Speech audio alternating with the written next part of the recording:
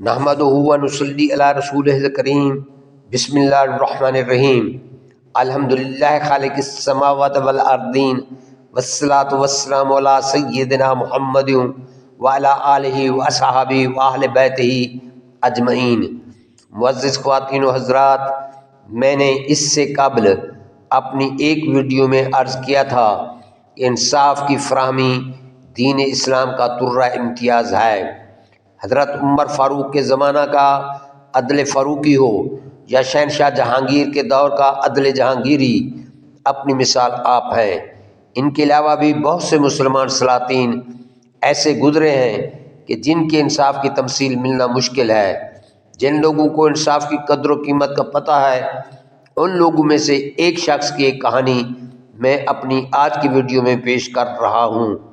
امید ہے کہ ہم سب کے لیے نفع بخش ثابت ہوگی۔ معزز خواتین و حضرات، میری یہ بات بھی ذہن نشین کر لیں کہ صرف عدالتوں پر لگے ترازو کے نشان کی بدولت ان پر یہ ذمہ داری عائد نہیں ہوتی، بلکہ ہم سب کو بہت سے معاملات میں انصاف کرنا ہوتا ہے۔ مثلاً ایک باپ خاندان کے سربراہ ہونے کی بدولت اپنی اولاد، بیوی اور سب اہل خانہ کے ساتھ ان کے حقوق کے مطابق حقوق کی فراہمی میں عدل انصاف کرنے کا پابند ہے۔ اگر کوئی سربراہ کسی حقدار تک کوئی حق نہیں پہنچاتا، کسی کی حق تلفی کرتا ہے، تو وہ شخص قیامت کے روز اس حق تلفی کے لیے بارگاہ عزتی میں جواب دہ ہوگا۔ اب میں اصل کہانی کی طرف آتا ہوں جو ہمارا آج کا موضوع ہے۔ ایک بادشاہ کا ارادہ ہوا کہ خانہ کعبہ کا حج کریں۔ ارکان نے دولت سے مشورہ کیا تو انہوں نے جواب دیا کہ بادشاہ اور سلطنت مثل روح اور جان کے ہیں۔ بادشاہ مثل روح ہے اور سلطنت مثل جان۔ اگر آپ حج پر چلے جاتے ہیں تو سلطنت میں بہت سی خرابیاں رونما ہو سکتی ہیں۔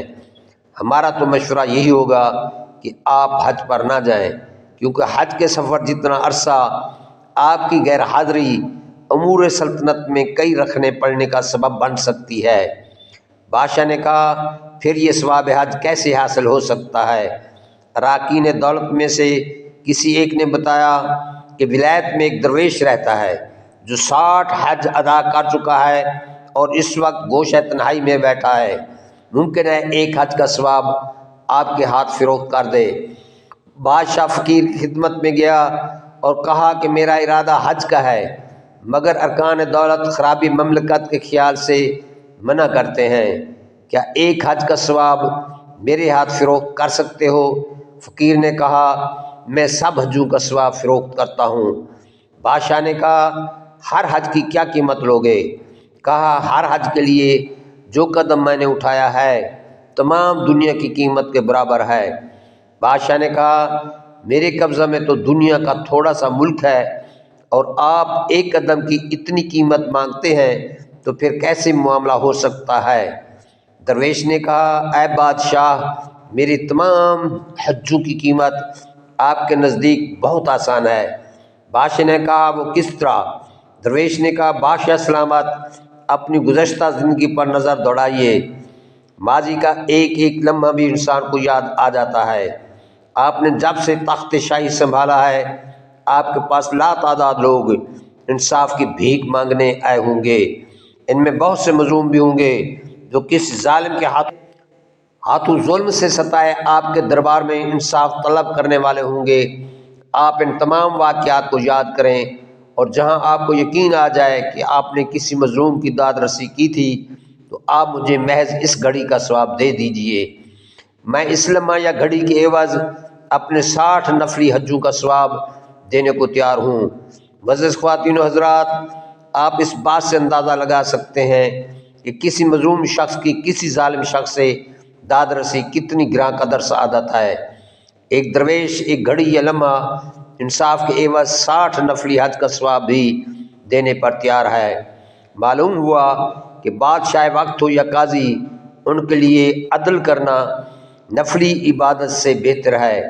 اور ایک حدیث پاک سے معلوم ہوا ہے کہ ہمارے آقا صلی اللہ علیہ وسلم نے فرمایا کہ قیامت کے روز جب سورج سوا نیزے پر ہوگا اور کسی کو بھی کوئی سایہ میسر نہیں ہوگا سوائے 7 افراد کے، ان میں 6 دوسروں کے علاوہ ایک عادل بادشاہ یا عادل قاضی ہوں گے۔ معزز خواتین و حضرات، میں آج کی ویڈیو یہیں ختم کرتا ہوں، اپنی نئی ویڈیو لے کر جلد حاضر خدمت ہوں گا، تب تک مجھے دیجیے اجازت، اپنا رکھیے گا خیال۔ امید کرتا ہوں کہ آپ کو میری یہ ویڈیو پسند آئی ہوگی، اس لیے اسے سبسکرائب کرنے، لائک کرنے اور شیئر کرنے میں تکلف ہرگز نہ کیجیے۔